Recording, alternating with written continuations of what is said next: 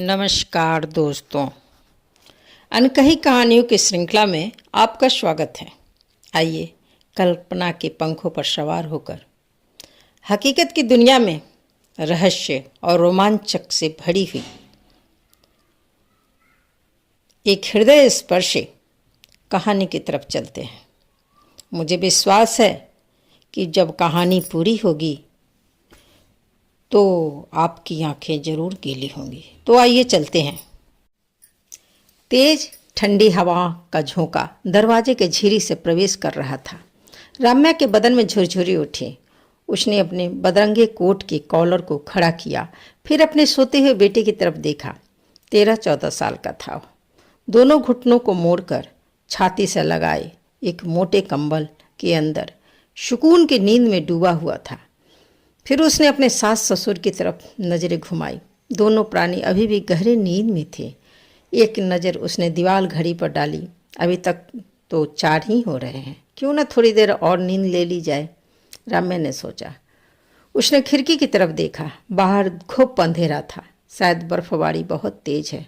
उसने कुछ पुराने कपड़े खोजे और दरवाजे के उस स्थान को भरने की चेष्टा की जहाँ से हवा आ रही थी। हवा की रफ्तार काफ़ी बढ़ी हुई लग रही थी। हवा की रफ्तार से लकड़ी का बना हुआ छतरी तेज आवाज़ कर रहा था। रम्या का दिल धक धक कर रहा था। यहाँ का मौसम सामान्यतया ऐसा ही रहता है, परंतु आज का मौसम कुछ ज़्यादा ही खराब था, वरना घर से सटा लकड़ी का छतरी इतना आवाज़ तो कभी नहीं करता। 8 बजे देवानंद को ऑफिस लेने बस आ जाएगी। जो केवल 5 मिनट ही तो रुकती है। अगर यह छूट गया तो फिर दूसरी कोई सवारी नहीं। इलाका ही इतना सुनसान है, जहाँ आम आबादी रहती ही नहीं, बस कुछ वैज्ञानिक और कुछ सहायक कर्मचारी ही तो रहते हैं। यह इलाका अत्यंत ठंडा और दुर्गम है। चारों तरफ बर्फ और छोटी सैंडविच द्वीप श्रृंखला, जिनकी चोटियाँ 2000 मीटर से भी अधिक ऊंची हैं। परंतु वन्य जीवों से ये इलाका समृद्ध भी है, अतः बहुत सावधानी बरतनी पड़ती है। जीवन यहाँ बहुत संघर्षमय है, परंतु जहाँ 2 रोटी की आशा हो, इंसान उठकर कहीं से कहीं पहुँच जाता है। इंसान घनी आबादी छोड़कर इस सुनसान बंजर इलाकों में बसे हुए थे, कारण सरकार के द्वारा सारी सुविधाएं प्राप्त थी। वे सारी सुविधाएं उन इंसानों को प्राप्त थी जो जीवन के लिए अत्यंत जरूरी होती हैं। रम्या का घर, या यूँ कहें सरकारी क्वार्टर है, जो सरकार के द्वारा प्रदत्त है। यहाँ पूरी ज़मीन ही सरकारी है और बिकाऊ नहीं है। फिर उस ठंडी पथरीली बर्फानी जगह खरीदने के लिए भी नहीं होती है, जहाँ यह सोचकर भी डर लगता है कि बाहर निकलोगे तो सांसें जम जाएंगी। कभी बाहर गाड़ी से निकलो तो इंसानों से सामना कम होता है, लकड़बग्घों से सामना जरूर ही हो जाता है। कभी कभी पेंगुइनों के झुंड से भी सामना होता है। रम्या सोचती रह जाती है। वॉल क्लॉक ने 5 बजाए। स्टूल पर बैठी रम्या चौंक सी गई। कभी कभी वह देवानंद को ताना भी देती है, इससे तो अच्छा था गांव में रहते, तुम ईंट भट्टे पर काम कर लेते, इंसानों से तो भेंट होती। तब वह दांतें निकाल कर कहता, हाँ हाँ, तू मिट्टी मिलाती और मैं उसे ठोकता जाता, और शाम में 200 रुपये तुझे और 200 रुपये मुझे दिहाड़ी मिलती। उसी में मज़े से ज़िंदगी चलती, कहकर वह चुप हो जाता। पर रम्या खिलखिला कर हंस पड़ती, परंतु सासू माँ पर नज़र पड़ते ही चुप हो जाती। सासू माँ का जिक्र आने के बाद रम्या का सोच उन्हीं की तरफ मुड़ गया। गांव घर में कोई भी रहता तो दोनों जरूर ही कुछ दिनों के लिए अपने देश चले जाते, परंतु अब तो 10 को निकल गए, अपना देश कर छोड़कर यहाँ आए हुए।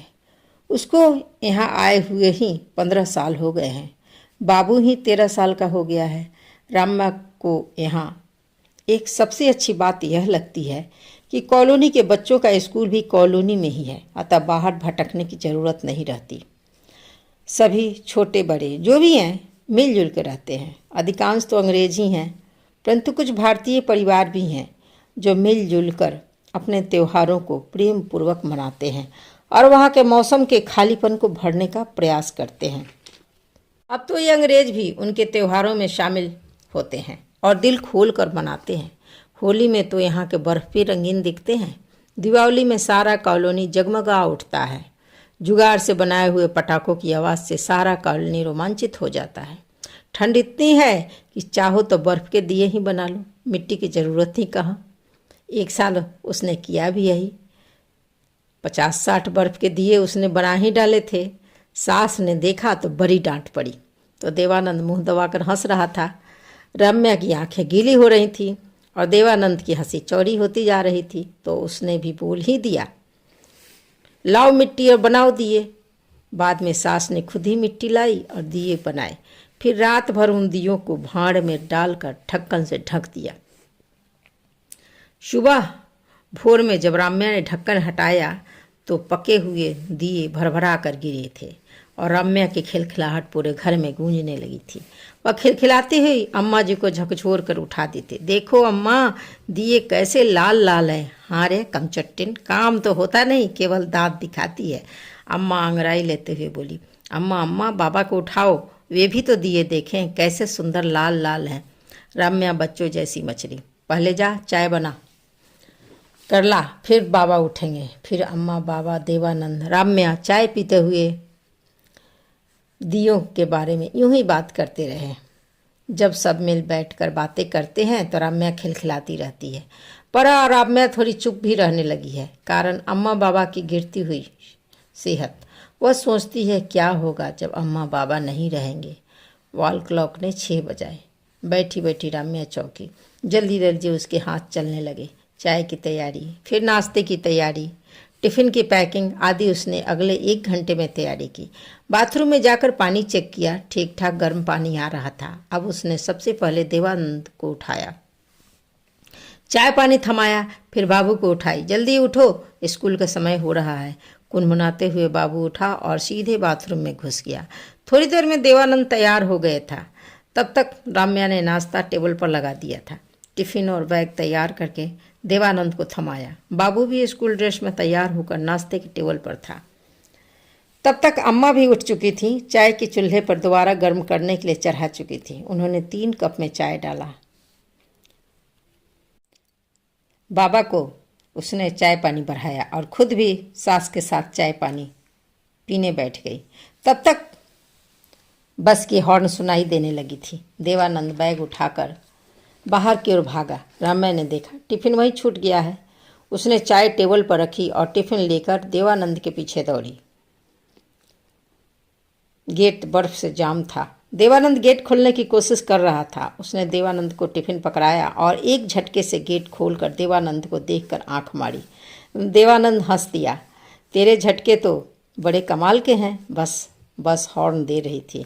अच्छा, शाम को मिलता हूँ, कहता हुआ उसने रम्या की तरफ फ्लाइंग किस उछाल दी, जिसे बीच में ही बाबू ने कैच किया और बंद मुट्ठी को रम्या के हाथ में खोलते हुए बोला, लो माँ संभालो, कहकर हंसता हुआ अपने स्कूल की तरफ बढ़ गया।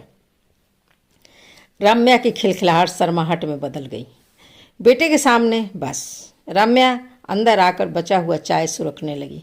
तभी उसे लगा उसके पैरों के पास कुछ रेंग रहा है। देखा तो बाबू का नेवला था। अपने पंजों से उसके पैरों को रगड़ रहा था, यानी खाना चाहिए। उसने उसे एक रोटी का टुकड़ा दिया जो वह बड़े आराम से खाने लगा। तब तक भैरू कुत्ता भी उठकर आ चुका था और उसे देखकर भौंकने लगा। अच्छा, तुम्हें भी चाहिए, कहती हुई रम्या ने एक रोटी उसे भी थमा दी। दोनों जानवर एक दूसरे से सटकर बड़े आराम से रोटी खा रहे थे। रम्या ने अम्मा बाबा को नाश्ता लगा दिया। अम्मा पूजा की घंटी बजाती हुई बोली, अपना भी लगा ले, साथ बैठकर खा ले, वरना तू तो काम में ही फंसी रह जाती है। जी अम्मा, कहकर रम्या ने अपनी थाली भी लगा ली। नाश्ते के बाद पूरा परिवार आग के पास सिमट आया था। हवा की तेज आवाज़ें खिड़की से आ रही थी। रम्या ने उठकर खिड़की का शीशा ठीक किया। उसे लगा हवा सामान्य से ज़्यादा तेज है। शीशों पर अभी से ही बर्फ़ जमने लगी है। पता नहीं, आज कुछ अच्छा महसूस नहीं हो रहा है। उसके हाथ सुन्ने हो रहे थे। वह जल्दी से भट्ठी के पास गई और हाथों को सेका। अम्मा ने पूछा, क्या हुआ? बहुत तेज़ हवा है अम्मा, देखो ना, अभी से बर्फ़ के फुहारें पड़ने लगी हैं। ये परिवार दक्षिण जॉर्जिया में रहता था। देवानंद के दादा हीरानंद बिहार के एक छोटे से गांव से आकर यहाँ बस गए थे। आए तो थे जॉर्जिया के उत्तरी भाग में, परंतु अब कई सालों से देवानंद नौकरी के कारण यहाँ रह रहा है। शुरू में तो राम्या बिल्कुल भी तैयार न थी, परंतु ऊंची तनख्वाह, सरकारी सुविधाओं को देखते हुए उसने भी अपने पति का मान रखा। परंतु यहाँ आने के बाद उसे तथा अम्मा बाबा को भी यहाँ के जीवन में ढलने के लिए काफ़ी मशक्क़त करनी पड़ी थी। कॉलोनी के इलाके ऊंची दीवारों से घिरे हुए थे, परंतु फिर भी प्रायः जानवर यहाँ आ ही जाते थे और कुछ के पाले हुए पेट्स को उठाकर लेकर चले जाते थे।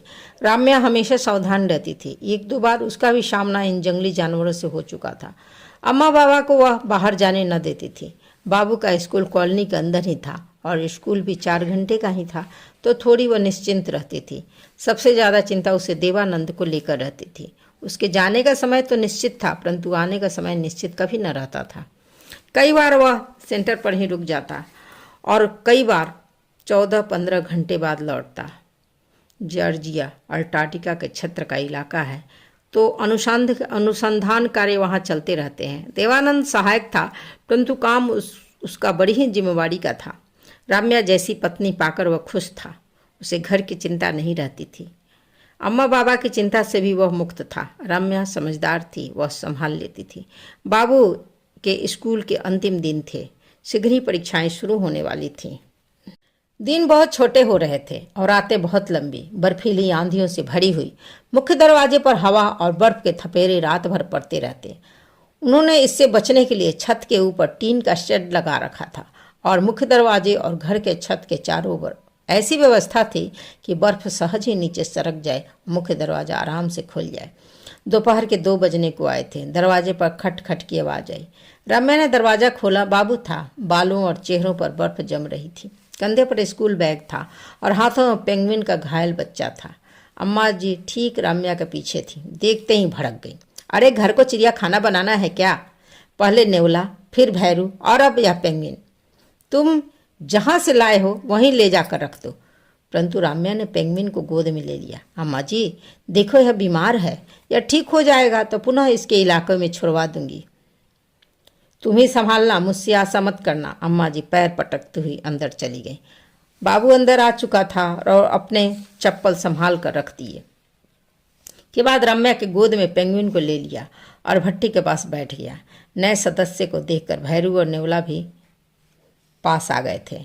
भैरू बार बार भौंकता, पूंछ डुलाता और कूं कूं करता, कभी कभी भौंकता भी और अपने अगले पंजे से बाबू के गोद से पेंगुइन को उतारने की कोशिश करता। उसका पैर घायल था। रम्या ने उसके घाव की सफाई की, पट्टी बांध दी। फिर उसने एक गत्ते पर भट्टी के पास पेंगुइन को लिटा दिया ताकि बाबू खाना खा सके। पहरेदारी में तो भैरू और नेवला तो थे ही। गर्माहट पाकर पेंगुइन सो गया था। रम्या ने सबके लिए नाश्ते का प्रबंध किया। भट्टी के पास सभी बैठकर खाना खा रहे थे। छोटा पेंगुइन अभी भी सो रहा था। भैरू और नेवले ने अपना खाना समाप्त कर लिया और पुनः पेंगुइन की पहरेदारी में जुट गए। नेवला कुछ ज़्यादा ही उत्सुक था। बार बार पेंगुइन के चारों ओर चक्कर लगा रहा था। कभी उसके फरों को चेक करता, कभी उसके पर कुतरने के फिराक में रहता। रम्या की तेज नज़र के कारण वो ऐसा नहीं कर पा रहा था। अंत में रम्या ने उसे पकड़कर पिंजरे में डाल दिया। पिंजरे में जाकर भी उसने काफ़ी हल्ला मचाया। भैरू ने जब इस कार्यक्रम को देखा तो उसने अपने दोनों पंजों पर अपना मुख रख के अपनी आंखें बंद कर ली, मानो कह रहा हो हमें कोई आपत्ति नहीं। शाम ढलते ढलते हवाएं बहुत तेज हो गई थीं। बर्फ के तेज थपेरे खिड़की और दरवाजे पर पड़ रहे थे, जिससे आवाज़ें और तेज हो जाती। मकान की बनावट इस प्रकार की थी कि नुकसान संभव नहीं था। जब देवानंद आए तो वे पूरे बर्फ मानव लग रहे थे। बस कॉलोनी के बाहर रुकती थी। वहां से यहाँ तक आने में उनकी यह हालत हो जाती थी। परंतु देवानंद को देखते ही रम्या की खिलखिलाहट पुनः वापस आ गई थी। वह तौलिया लेके अपने पति की तरफ दौड़ी और देवानंद ने उसे बाहों में भर लिया। उसने अपने बर्फ भरे सिर को उसके गालों और गले में पोंछ दिया और रम्या खिलखिला पड़ी। पीछे पीछे आती अम्मा ने अपने कदम वहीं रोक लिए और मुड़ गई। तो इस ठंडे विहड़ इलाके में इस प्रकार पारिवारिक गर्मजोशी अभी भी अपने शुमार पर थी। परिवार में बेहद प्रेम और सौहार्द था। तभी बाबू गोद में उस घायल पेंगुइन को लेकर आया। देवानंद ने उसे आश्चर्य से देखते ही पूछा, ये कहाँ से मिल गया? इसका इलाका तो यहाँ से 12-13 किलोमीटर दूर है। पेंगुइन अभी भी बाबू के गोद में दुबका हुआ था। पीछे भैरू खड़ा होकर देवानंद के आने की खुशी में पूंछ डुला रहा था। तभी भैरू ने कुछ ऐसा किया कि सभी आश्चर्य में भर गए। वह उछलकर देवानंद के पास आया और अपने दोनों पंजे उनके हाथ में दे दिया। देवानंद समझ गए भैरू भी प्यार और अट्रैक्शन चाहता है। उन्होंने प्यार से भैरू को थपथपाया और बोले, वो बीमार है ना, ध्यान रखना तुम। जवाब में भैरू आनंद से उछल कूद करने लगा। अगले कुछ दिन सारे परिवार का ध्यान पेंगुइन की देखभाल में लगा रहा और शीघ्र ही पेंगुइन भी परिवार का नया सदस्य बन गया। जब उसे उसके झुंड में छोड़ने की बात आई तो अम्मा बोल उठी, अरे रहने दो, क्या खाता है, भैरू और नेवले के साथ खेलता अच्छा लगता है। वह अम्मा का दुलारा भी बन गया था। समय बीतने लगा, पेंगुइन बड़ा होने लगा। अब वह धीरे धीरे बाहर भी घूमने लगा, या जैसे कि देवानंद को बस तक छोड़ने जाना। राम्या जब भैरू को बाहर टहलाने जाती तो साथ में जाता। नेवला उसके चारों ओर घूमता रहता, उसके पैरों में छुप जाता। अम्मा ने एक दिन उसका नाम रखने को राम्या को कहा तो राम्या ने कहा, अम्मा तुम्हें कोई प्यारा सा नाम रख दो। तो अम्मा ने उसका नाम डोडो रखा। अम्मा ने पेंगुइन का नाम रखकर कहा, डोडो इधर आओ। तो वह बहुत मस्त चाल से अम्मा के पास पहुंच गया। जैसे वह समझ गया हो कि डोडो उसी का नाम है, तो परिवार में नए सदस्य का नामांकन भी हो गया।